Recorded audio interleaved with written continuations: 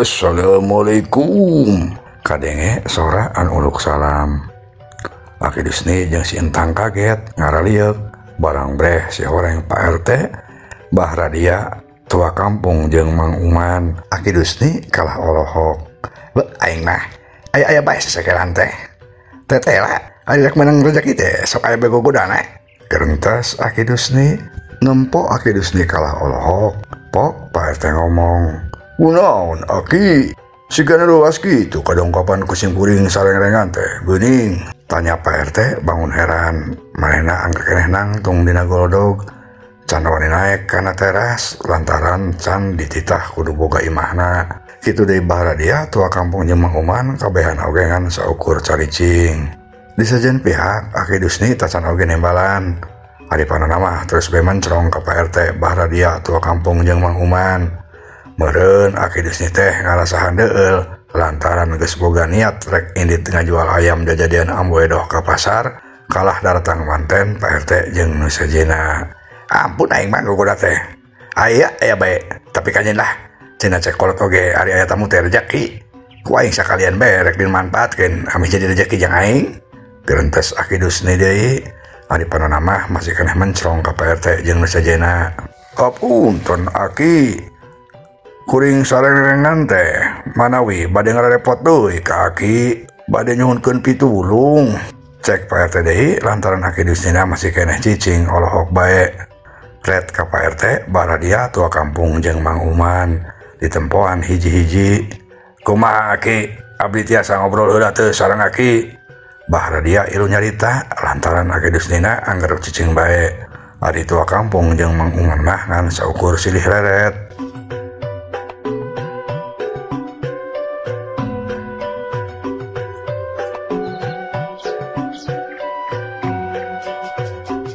Lantaran Aki Disnina masih kene olohok bae, tua kampung akhirna mah ngalengkah harek naik kana golodog, tapi ku Aki Disni teh langsung dicaram. Kek, ulah waka naik ka dieu ulah waka.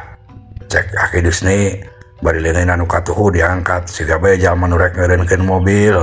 Atuh reg we tua kampung teh teu jadi ngalengkahna, terus pok nanya ka Aki Disni, "Kunaon kitu Aki?" Kek. Lain teh beunang ka dieu. Tapi eta aya nunturkeun ka Jang RT jeung nu sejenna. Matak silaka ka sararea eta teh. Tembal Aki Disni, dasar dukun lintuh panyakit matuh. Aya bae dina uteukna pikeun ngolong-ngolo duit ka jalma hareta. Ngadenge omongan Aki Disni kitu teh tua kampung oge jadi leuas karena bobeutna oge meni sepa. Itu deui Pak RT Bah Radia jeung Mang Uman kabehan oge sarua luas. Maksud Aki teh aya nunturkeun kumaha Ki? Mohon Ki naon atuh nunturkeun teh? Bah Radia ilu nyarita lantaran maehna oge reuas jeung sieun kacida. Eta arwah nyedo jeung palebe. Nah geuning nuturkeun ka Arandika tuh. Sigana hayang ngajak Arandika supaya ilu ka alam barja. Atuh tua kampung jeung nu sejenna teh beuki ngajenghok bae. Da puguh perkara eta anu ngalantarankeun manehna daratang ka Aki Disni teh. Nya basa layan amboedoh rek dipindahkeun teh ti imah palbe, ujug-ujug eta layon teh ngapung ka kalayangan di luhur handapeun lalangit. Hapunten atuh Aki, nyuhunkeun pitulungna. Sing mau disareng-rengan teh rek ngarios prakawis eta Aki. Tulungan Aki. Mohon Ki tulungan. Ulah sampai arwah pun bojo teh ka kalayangan bae ngaganggu kuring sadaya. Kuring ka dieu teh puguh hoyong nyuhunkeun mantosan Aki. Hoyong nyampeurnakeun arwah pun bojo. Cek Bah Radia. Aki Disni pura-pura ngahulang nah hatena ngagarentes. Teteh lah bener omongan kalau teh. Yen ari tamu teh mawa rezeki. Tah buktina kembang-kembang nama geus ka jeuleu. Rek bakal pideuteun gede ieu teh. Gerentas Aki Disni, "Kumaha Ki tiasa teh ngabantos. Sok perkawis biaya mah sabaraha oge bakal dibayar Ki." Cek Bah Radia. Tah syukur atuh Ujang. Memang kitu sakuduna. Tapi kade yeuh nyebutna lain biaya. Lantaran Aki mah nulungan ka batur teh bener-bener nulung, tara menta dibayar. Eta mah disebutna teh mahar. Jangkal salamatan Ujang kabehan eta teh. Sumohon Aki, kitu maksud teh. Kanggo mahar mah aya, ayeuna oge dibantun. Syukur Ujang syukur. Ari kitu mah. Mana atuh ayeuna kadiekeun maharna? Nya pikeun arekahan arwah nyedoh teh ya. Tapi kepeuting lantaran Akina kudu ngitung heula. Waktu nu alus, mohon mangga Ki, kedah sabar atuh maharna. Tanya Mbah Radia. Aki Dusni ngahulang si ganukeun mikir.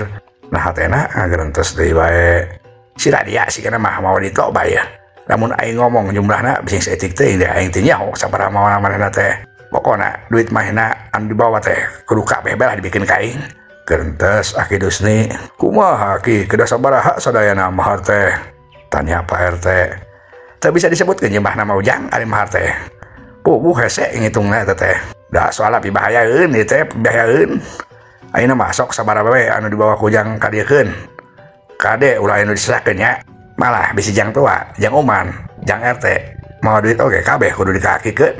Lantaran namun henteu eta rawah nya edoh teh jeung Jang Lebe pasti matak pibahayaeun ka Ujang kabehan. Nya kitu ge lamun teu mikeun duit. Cek Aki Dusni meuni teu kireum-kireum. Moden kitu Pak RT tua kampung jeung Mang Uman karaget silih leret. Kumaha Pak RT? Kuring mah terus terang bae teh mau dicaprak-caprak kaca ge teh. Heuh da teu boga duit pisan atuh kumaha? Cek Mang Uman ngaharewos. Ari kuring mah mawa.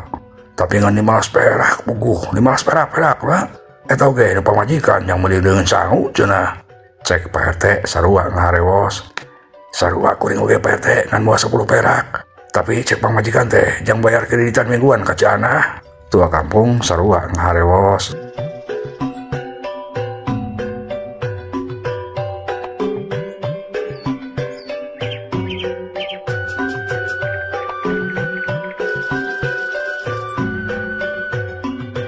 Nempok kalah pating harewas gitu, pok Aki Dusni ngomong deui.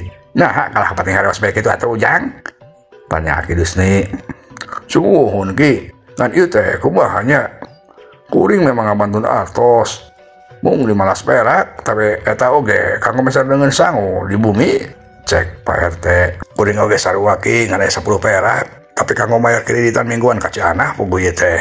Ari kuring mah malah teh ngabantun pisan Aki. Teu gaduh saperak oge. Cek Mang Uman. Aki Dusni siga nu handeueul gara-gara teu ateul tapi tuluy nama pok nyarita. Tah nu kitu nu matak picilakain teh Ujang. Utamana mah tah Jang Uman.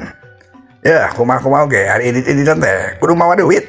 Bisa aya gugup ribu. Atuh teras kumaha Ki? Nya geus aja atuh sementara ayeuna mah. Sok ayeuna mah kadikeun lah kabeh boh duit Jang RT, boh duit Jang tua. Ari Jang Uman mah wayahna engke boh hutang injemuh naon nya. Kayak kakikeun ari Aki geus kalembur Ujang. Cek Aki Dusni. Sumuna tuh Ki sae gitu oge. Cek Pak RT bari ret ka Mbah Radia. Nya sok kadikeun lah kabeh duitna. Sok ngajang Radia heula. Moal sabaraha Ujang duit teh? Mangga Ki, ieu abdi mah nyandak 300.000 sadayana teh Ki. Nya sok kadikeun Ujang. Cek Aki Dusni bari nampan. Atuh ku siwal Mbah Radia teh ngaluarkeun bungkusan sor dibikeun ka Aki Dusni. Ku Aki Dusni ditarima. Tuluy dibuka si horeng eusina teh meuni meded. Alah, dasar milik gede aing poe ieu. Bener, eta duit mana bener gitu. Dah, mata kreatif tuh oge. Bener cek aing oge, ari omongan kolot teh baheula teh. Ari tamu bener mau rezeki. Gerentos Aki Dusni bari olehok nempok kana buntelan duit ti Mbah Radia. Kumaha Ki, cobi dia tang heula tuh. Nah, leres teh eta jumlahna teh 300.000. Ah, geus meureun meureun Ujang. Percaya Ki ka Ujang mah. Dalam mun ditu oge mata kreatif cenah Akina. Terus sok ayeuna mah mana Ujang RT? Jang tua, kadikeun kabeh duitna, kakikeun. Cek Aki Dusni deui bari tuluy nyarita ka Pak RT jeung tua kampung. Atuh kusiwal Pak RT jeung tua kampung teh ngalaluarkeun duit tina saku bajuna. Tuluy dibarikeun ka Aki Dusni. Gap ku Aki Dusni teh langsung ditampanan. Tapi kuleungeun kenca. Meureun pedah duitna saeutik teh ditempo-tempo acan ku Aki Dusni oge.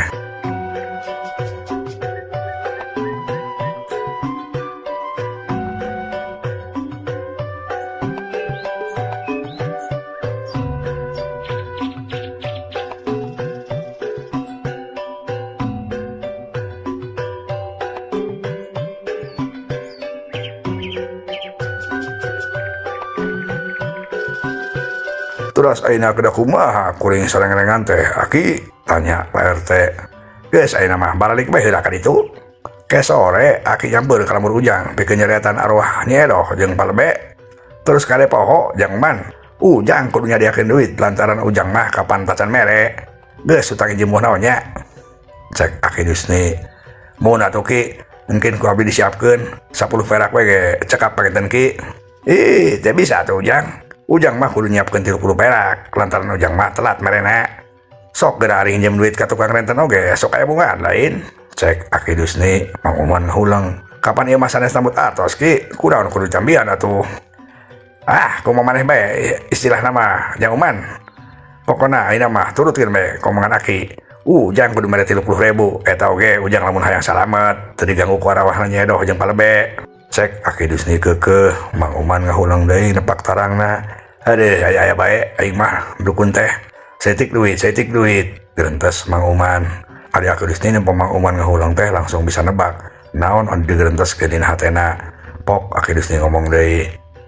Jang Uman mah kalah ngupat Aki. Geus bungan gugulunuk dina hatena, ujang mah wayahna nama deui jadi 30.000. Lain 30.000 deui lain. Geus eueuh tu wartawan deui ujang. Cek Aki Dusni, Mang Uman beuki ngajenghok deui bae. Waduh, geuning si Aki teh bisa maca hate aing. Wah bener-bener si Aki teh sakti. Daek aing kudu nurutkeun ka manehna. Gerentes Mang Uman deui. Sedangkeun Aki Dusni oge katempo nyerengeh. Dasar si Uman mah memang goloho.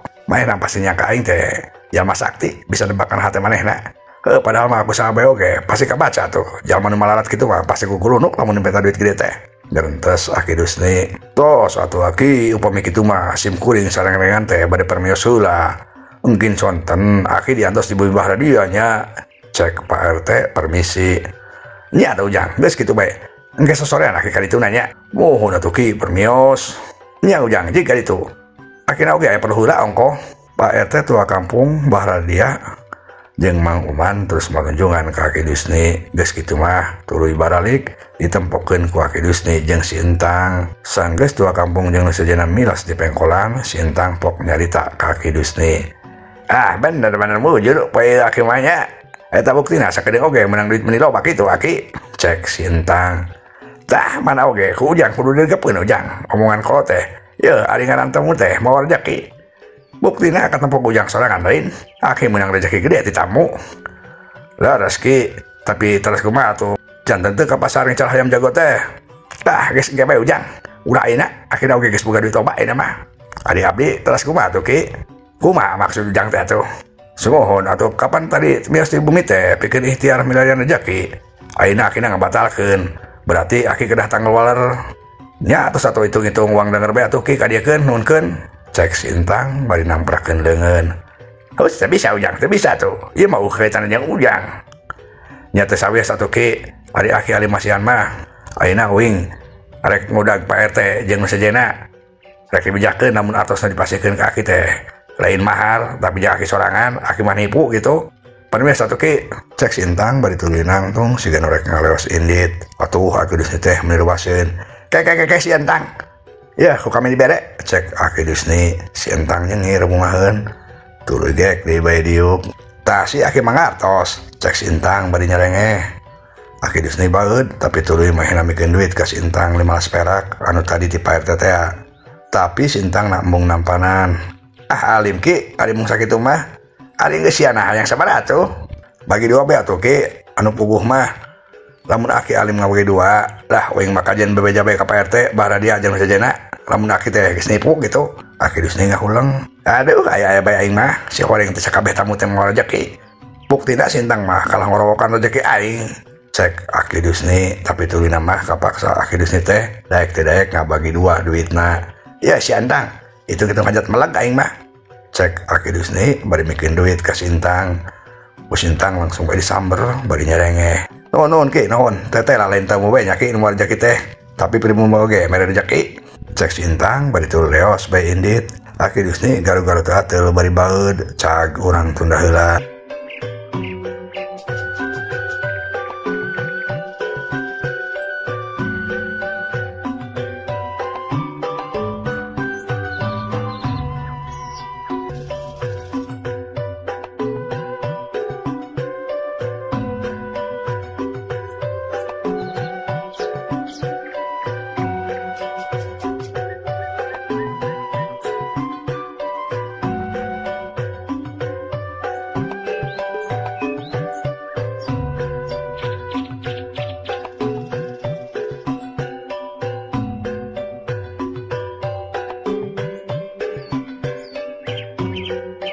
Ayeuna balik di heula nyaritakeun kaayaan di alam siluman. Harita katampo Prabu Durakumala keur ngadaweung sorangan diuk dina kursi Gilang Kancana. Keur kitu aya saurang gulang-gulang datang ngadep. Nun kaulan Kanjeng Gusti, hapunten nun. Aya naon sia gulang-gulang? Itu nun aya Kanjeng Gusti Mahapati den marah, badeng hadap nun. Duaan sareng mantri lebe. Prabu Durakumala anu ditadikeun ngahulang ngalamun menicuri ngak bunga. Kabeneran tuh euy, guat itu ka dieu. Guat. Cek Prabu Durakumala marah mae paromana oge. Semangga nun. Cek kata gulang-gulang bari nyembah tuluy leumpang mundur terila kurunyung Bimarah jeung palebe katempo ayeuna mah dangdanan Bimarah teh beda ayeuna mah make baju si sarua herang patimbulnya iku emas ditaretes inten nasirana oge make mahkota kapatihan siga bae saurang ratu cedok Bimarah jeung palebe nyembah nun kaulanan Kanjeng Gusti Ontolohot salam hormat jeung kuring doa nun Kotarima katarima Mahapati sok dari ukta dina kursi kehormatan. Cek Prabu Durakumala hatur nuhun nun tembal Bimarah saturina Bimarah jeung palebe dari uk dina kursi kehormatan anu katempo buburenyatan dijieun oge tina permata sanggeus kitu pok Prabu Durakumala nanya deui aya naon Mahapati jeung Ki Mantri datang ngadep ka kula teh. Cek Prabu Durakumala sumuhun sim abdi teh ngabanten perkara anu kacida penting naon perkara naon teh Mahapati sumuhun eta perkawis paniatan Kanjeng Prabu Ontolohot teh anu hoyong enggal ngadahup ka Nyi Lasmaya saena mah enggal-enggal laksanakeun Kanjeng Prabu sangkan ulah gugura deui. Cek Bimarah atuh ngadenge kitu Prabu Durakumala meuni bunga kacida asa menang batur nu ngabelaan manehna ngan waktosna seep. Ieu dongeng karangan pribados Kang Abun Burhanuddin hapunten kakirangana mugia katampi kalayan kabingahan. Assalamualaikum warahmatullahi wabarakatuh.